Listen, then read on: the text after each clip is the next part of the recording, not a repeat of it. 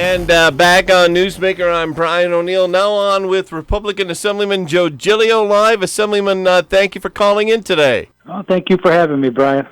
Assemblyman, I want to start out with this, a little bit of a different issue than we usually cover. One thing that we've read a lot about in the last few months during this pandemic period is COVID-19 vaccines. Now, I saw a video online yesterday of a state assembly committee meeting and a vote about vaccines. In that video, there was a vote, and it ended up originally as a tie, and then Assembly Speaker Carl Heastie spoke with the head of the committee, who changed his vote. It was some sort of vaccine vote, and then which was approved and will be going to the Assembly floor. What was that about? And could you fill us in there, Assemblyman Giglio? Sure. That was a very contentious debate about vaccines and taking away the religious exemption for people who do not want to vaccinate their children. So the argument became it was about the First Amendment right and right to religion. And so that bill kept being pushed to the floor. And as you can see, as you saw, is that in that video, the committee was deadlocked, which would have meant that they would not have been able to move that to the floor. During that committee meeting, because somebody was on tape, saw that the speaker summoned over one of the members, and that member from the majority, and that member went back and changed his vote and weakly tried to describe why he was doing it, even though he was opposed to it. And then it made the floor, and again, another contentious debate, and it barely passed. The argument for vaccines, and the religious exemption was a First Amendment argument, and people, and that's what our country's founded on: freedom of religion, and speech. So everybody that knows the First Amendment, and so here we are in New York, deciding that we're going to tell you that your religious freedoms don't count anymore. Therefore, that's why there was that contentious debate, and I submit to you, Brian, that there were more than one person in the majority that were forced to change their votes. The only thing you saw was the summoning of that one member, and that member coming back and trying to explain why he changed his vote, which was pretty sorry if you ask me. But those are the kind of things that happen in Albany all the time, believe it or not, when you have absolute majorities and not a lot of fairness. But it was a sad day, and when you see tapes like that, it makes you sick. Yeah, on the, not to make the whole show about vaccines, but on that topic, Assemblyman Joe Giglio, has there been any talk of when we reach the point when we have a COVID-19 vaccine, will that be something that's mandatory and it would be for kids or adults or both? Any talk there yet? We haven't really had those conversations at this point. As you know, we haven't really been in session. Our last sessions have been done remotely. And been concentrating on how to deal with COVID-19 and then some recent problems in the world that we all have to face. But the bottom line is that, no, we haven't really had those discussions yet, Brian. Okay. And I only bring this up because there's been several vaccine lawsuits in Steuben County against the state, and these were coming from the Corning Painted Post area, these lawsuits, so I thought it was relevant to bring it up. Talking with Republican Assemblyman Joe Giglio, COVID-19, is there a date yet on Phase 3 and when Phase 3 would start for all the counties you represent, Steuben and Allegheny? Yeah, well, the date would always be 2 weeks from the last time that we moved to Phase 2, so that'll be coming up. Those 2 week dates are the ones that the governor has imposed, and as you can see, the numbers haven't really shifted every time we moved into a phase. So we're doing quite well, and we need to open back up and get it back to normalcy as much as we can regarding this. We're taking the safeguards that were all necessary to be safe, but the bottom line is, we're moving forward. I'm not too pleased with the pace, and I think that a lot of people are a little bit frustrated by the way it's happening. But those are the way it's working today. Yeah, on that issue, Congressman Tom Reed has criticized the governor's pace on the reopening, and also The congressman put out a statement last night saying that he's glad to see that the governor's backing off on having testing 2 times a week in nursing homes for staff for the COVID testing. But for Reed, that was not fast enough to pull back on that either. Reed has been voicing his objections to twice a week testing since it went into effect for nursing homes weeks ago. Yeah, we've all complained about that. We have worked with the congressman working towards that goal. The bottom line is simply that the 2 times was way too much. Again, it was an arbitrary decision made by the governor to do it that way. And then when it came to cost of the nursing homes and even of counties that have nursing homes and all those other things, he said the insurers will pay, somebody else will pay. And that's just not the way it works. And how much safer was it for twice a week? They had no data on that. That's why I believed it was arbitrary. And so I think, with the pressure came the change. Assemblyman Giglio, a common thing to hear from the upstate Republican lawmakers is the problems of trying to get legislation passed that the New York City Democrats, who now control both houses of the legislature, will approve of. I'm wondering, are there any cases like that with COVID-related legislation that the upstate Republicans have been pushing for but were not able to get approval of from the downstate Democrats? Well, I mean, most of the stuff that we did with COVID-19 was probably a little bit was not partisan. But as you just said, a lot of the problems happen to be downstate, especially obviously in New York City, where the majority of the Assembly members come from, or almost the majority. And so, for COVID, we have been pretty good at dealing as a legislature that is nonpartisan and trying to save people's lives. So we haven't had a real problem. But part of that was they handed over all the power to the governor and haven't had a lot to say. And as we're trying to reclaim that, when that was handed over, you were in an unknown worldwide pandemic, and now the actions that have happened by this governor, we would like to take a lot of that back, almost all of it, and go back to the way it was before the pandemic, where we are co-equal branches with the governor. The majority so far have not gone along with us on that. Assemblyman Joe Giglio, moving on to the topic of George Floyd's death and the aftermath with the protests and the legislative changes that are being worked on in Albany. First off, your thoughts on, you come from the law enforcement background, your thoughts on the way that Officer Derek Chauvin handled the George Floyd arrest that led to Floyd's death. Well, there's no excuse for the way that officer conducted himself. There's no excuse for the other 3 gentlemen, and I use that term loosely, the other 3 officers that were there, for not taking over the situation and preventing this from happening. When these kind of things happen, it's a stain on all law enforcement. And there was no reason for Mr. Floyd to die, just none. And that was totally outside any kind of training that I've ever seen. So, what it does is it creates an atmosphere of distrust and all those other things. So when you watch a horror like that on TV, you can't be surprised when the rest of the world says, "Oh my God." So that bothers me a great deal. One, that Mr. Floyd passed away too, that now the rest of us in law enforcement, the rest of law enforcement is now putting up with those 4 gentlemen that did not perform their duties in the right way. The aftermath and the protests, did you have any thoughts there? Well, I think the thoughts of the protesters were pretty obviously. There were some people that believed in peaceful protest, and there was a frustration. And then you had the pros that decided to go in there and target different stores and different businesses and then wreak havoc and burn. We also had the people that attacked police officers, in their cars and everywhere else. Not in our part of the state. See, Brian, this is what the problem is. Our part of the state doesn't face that kind of stuff because our people are civilized and decent, and they trust their law enforcement. But there are pockets in this country where they do not, and that's where the rub is. So you see them go out, and you see the destruction even here in Western New York, where businesses were targeted. What about those people? What about their lives? Their businesses don't matter?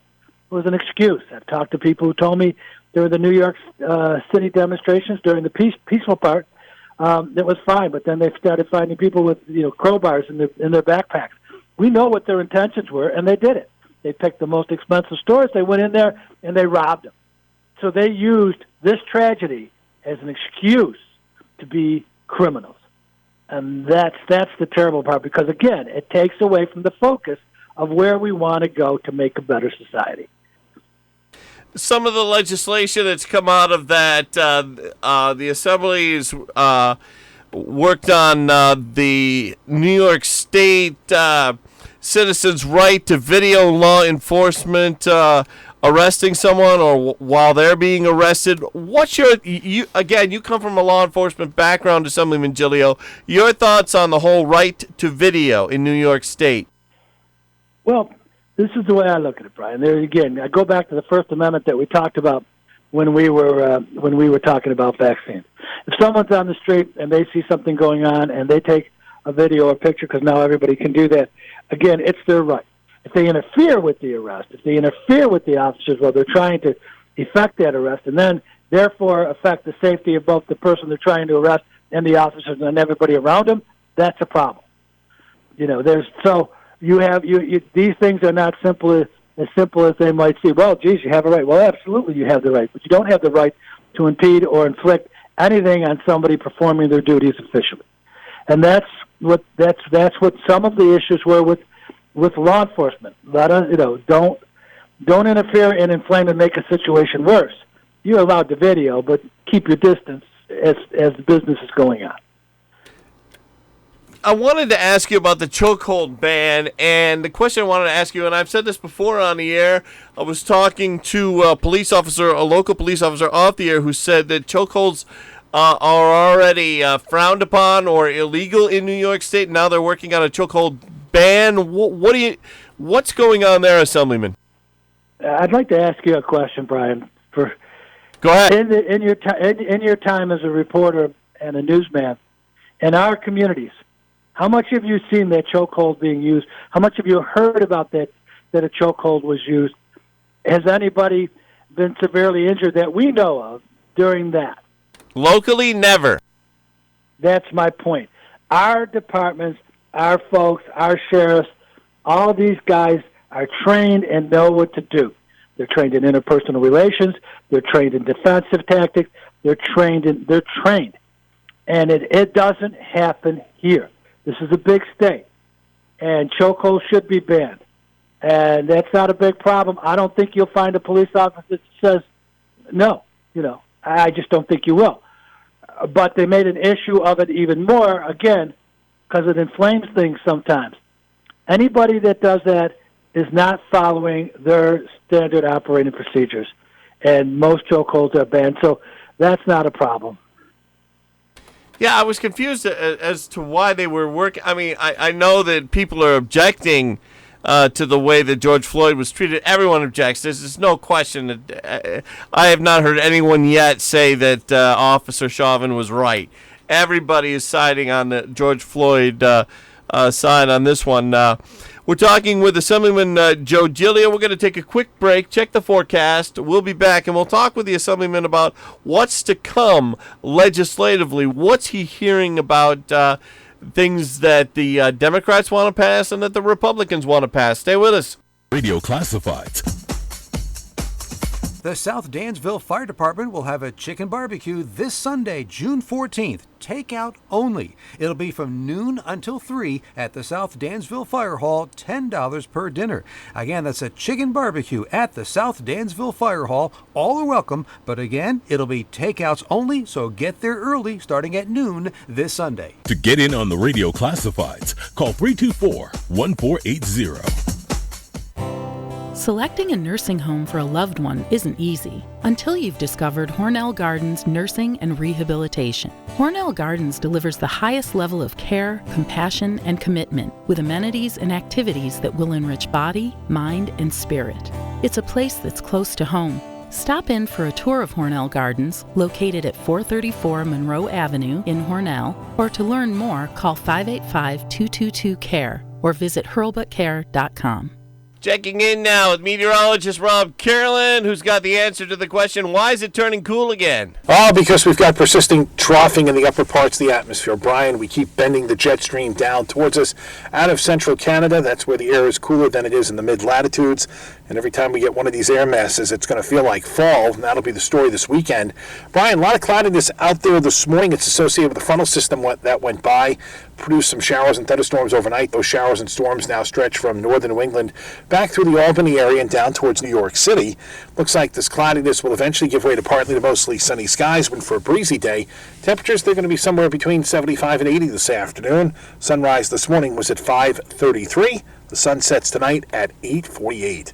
Now tonight, with clear skies and high pressure settling in across the area, we should be cool. Temperatures are going to fall back to about 55. Tomorrow we've got another frontal system headed our way, yet another cold front. We're partly sunny or breezy. We could see an isolated shower or thunderstorm tomorrow. Highs are going to be 70 to 75. We continue to cool behind the second front tomorrow night. Turns partly cloudy. We're 45 to 50. And Brian, Saturday, a mixture of clouds and sun. Not a bad day for late September with highs of 65 to 70, but it's certainly going to be cooler than normal for mid-June.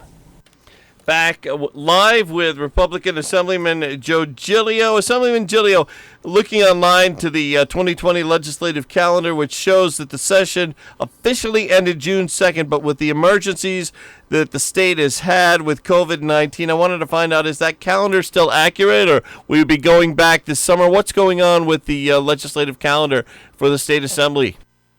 Well, right now, I would say no. The calendar is not accurate since we just finished 3 days worth of session. When we closed out yesterday, last afternoon and night, we were now on what's called the call of the speaker, which means that we can go back at any time, and so be prepared. So we have never officially gavelled out of this session. So this session is, of course, different than any other one we've ever had. So I expect that we will be back and be back relatively soon. Any thoughts on what's to come, what's coming down the pike legislatively in the state assembly, Assemblyman Joe Giglio? Well, I think a lot of it might have to do with the way we've treated COVID-19 and the way we interact with the governor and the way we interact with the local governments and the counties. There's a lot of us that believe that sometimes this one-size-fits-all thing has gone way too far, and that counties need more input into what's happening during COVID-19, and counties need more of their own independent decision-making on how to react within their counties to this problem. So the one-size-fits-all thing is something that we're going to be working on, and we always have. Again, as you can see, we are not one state in the way that sometimes they approach it. We are very different from downstate New York, and our problems are very different from downstate New York, and we keep trying to illustrate that. So those are one of the things we're going to do, is try to get our response to what's next on COVID-19 a little bit more disciplined and a little bit more succinct and fairer towards the local governments and counties and local governments. Will there be any gun control coming up in the next legislative session? That is a good question. There is always something that we're going to have to battle. There's always something. They're kind of one-trick ponies when it comes to that. When they run out of things to say, they go right after the Second Amendment. And so we're always vigilant in attempts to make sure that stuff gets clear and vital hearings, unlike the SAFE Act did, and so that there's a lot of input. But yeah, Brian, you can expect that they're pretty easy to estimate what they're going to do next. Sure. How about any more marijuana legislation expected? Well, there's one that might be popping up because they're going to. The next argument's going to be it's a revenue producer, and we need revenue. So that one would not surprise me at all. Although I think if you look at the studies, you'll find out overall it does not produce revenue. In the end, after the cost and the social cost, the state will be paying more money out than they do today. But you may see it. You may see it soon. Assemblyman Joe Giglio, I want to thank you so much for coming on. Was there anything I did not bring up that you wanted to talk about? As usual, you're very thorough, my good friend, so I have no problems. Everything is good. Thank you so much for joining us, Assemblyman. Thank you, Brian. It's AM 1480 WLEA Hornell. Stay with us for the Brian Kilmeade Show.